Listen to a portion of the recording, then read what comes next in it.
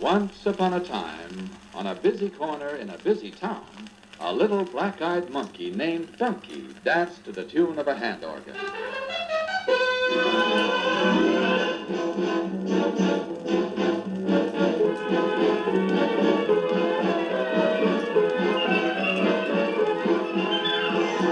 Every day on the busy corner, Bunky watched people hurrying by, streetcars jangling and taxis honking. The more he saw of it, the more he wondered where everybody was going and what the rest of the world looked like. Finally, he wondered so much that he made up these words about it. I want to see the great big world. I doodly-doodly-doo.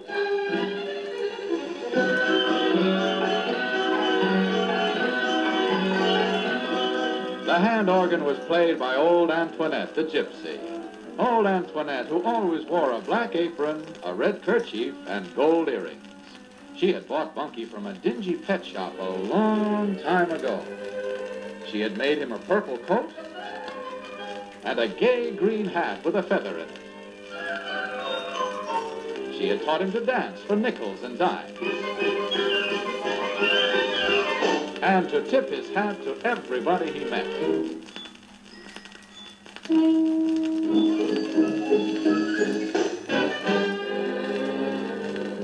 Antoinette and the hand organ and Bunky lived in a trailer on an empty lot. It was a very poor neighborhood, but their tiny kitchen was neat as a pin, and they found life ever so pleasant. They sat out by the steps together on summer nights while the moon came up and the stars came out, and the night boat going under the river bridge blew its long, low whistle.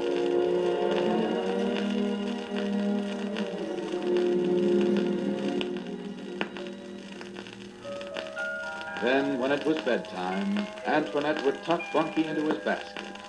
Her face was wrinkled, her shoes were shabby, but her eyes were always warm and tender when she said, "Good night, little Bunky. I would be very lonely without you."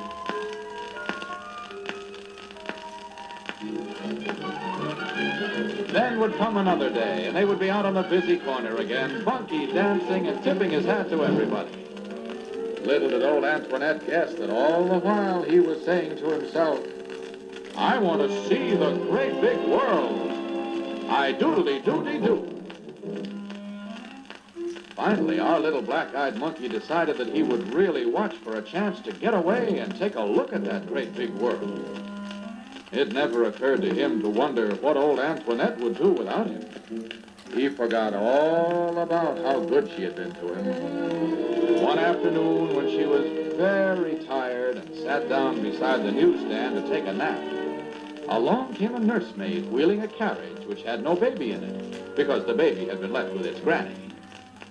Now, if I were in that baby carriage, thought Bunky, I would soon be on my way.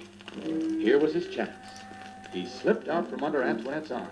He quickly got himself over the side of the baby carriage. He pulled the baby's lace cap over his own green hat and wriggled under the coverlet. They crossed the street, turned into the square, into the avenue, into the parkway before the nurse discovered what sort of baby she was wheeling.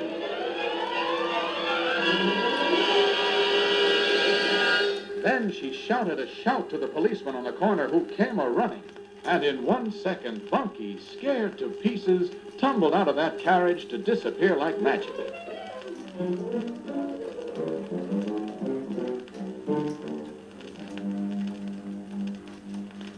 When our little monkey came cautiously back into sight, he was a block away upon a roof. Below in the alley, he saw a truck filled with groceries, a new chance for escape. Down the eave spout went Bunky. But dear me, my, what he didn't see was a certain chocolate pie on a certain kitchen windowsill. Whoosh, flopped Bunky straight into the pie. Shrieks from the cook. A whistle from the panting policeman.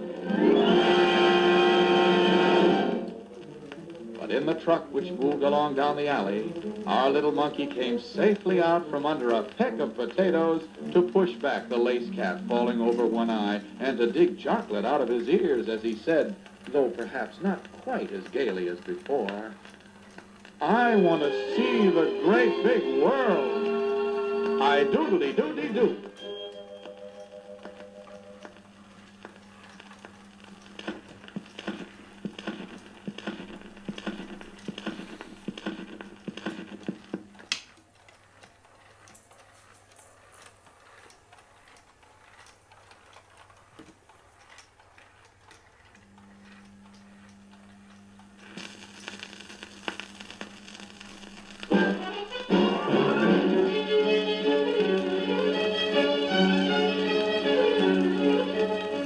The truck belonged to Farmer Meadowbrook.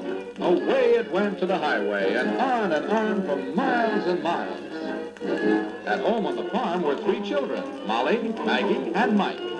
"A monkey!" they shouted when they found Bunky in their daddy's truck. Farmer Meadowbrook was as surprised as they. "Haven't the slightest idea where it came from," he declared. In the house, the children put Bunky on a kitchen chair. He was sticky and tired and hungry and lame. Mike threw marbles at him. Maggie gave him an apple, then snatched it away. Molly made him get down and walk around while everybody poked fun at him. But even then, our determined little monkey was still thinking, "I want to see the great big world.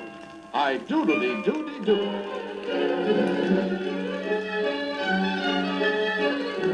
The teasing and shouting went on for quite a while. Then someone opened the door, and lickety-scoop, rooty-toot, out went Bunky.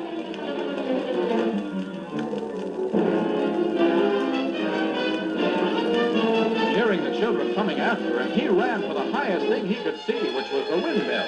Up he went to the very tip-top.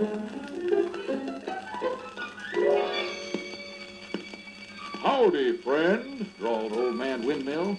"Glad to see you. But I'm afraid you won't stay long when the wind starts blowing. And here it comes right now."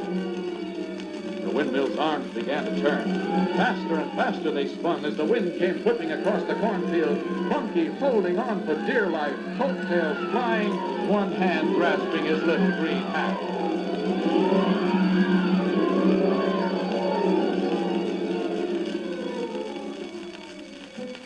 He was certainly glad when things slowed down so that he could begin climbing to the ground. But where did he land? Right in the middle of a billy goat pen. Down went Mr. Billy Goat's head, and zoom went Bunky straight over a haystack and plunk into the rain barrel under the kitchen roof.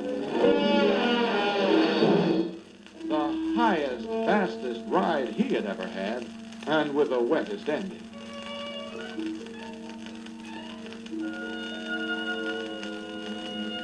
He pulled himself out of the water, as sad a little monkey as you ever saw. Not only was he wet and weary, but the sun had gone down. Night was already gathering. And suddenly his mind filled with just one thought, a great longing for Antoinette. Oh, how he wished for her. Now he knew that no matter how big or how exciting the world may be, only one thing is important. Somebody to love you, to look at you tenderly, and to tuck you in at night. But as he thought about it, his heart almost stopped beating because he also realized that he had no idea how to find her. He didn't know where he had come from or how to get back. Perhaps he would never see old Antoinette again. And now it wasn't rainwater that made his cheeks so wet. It was a flood of great big tears.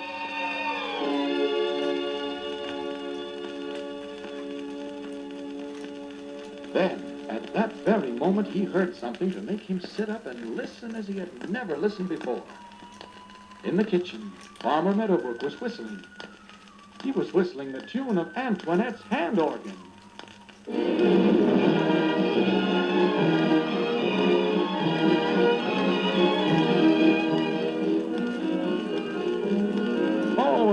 only I could tell them, said poor little Bunky to himself. And then he thought of a way. In his wet purple coat and limp green hat, he came out from behind the rain barrel, went to the kitchen porch, and getting together all the courage he had left, he began dancing on the doorstep.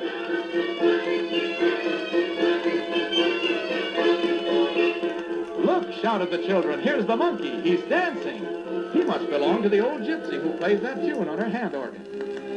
And then for Bunky, every star in the sky turned to diamonds. For the farmer said, I do believe you're right.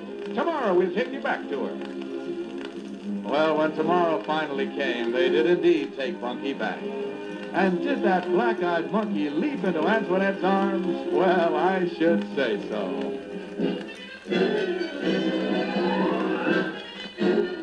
Antoinette, laughing and crying all at once, said, oh, my dear little Bunky, I was so lonely without you. I know, said Bunky, with a very big sigh, tucking his head into her shoulder and picturing how they would sit together outside their little trailer tonight. I want to go home from the great big world. I doodly-doody-doo.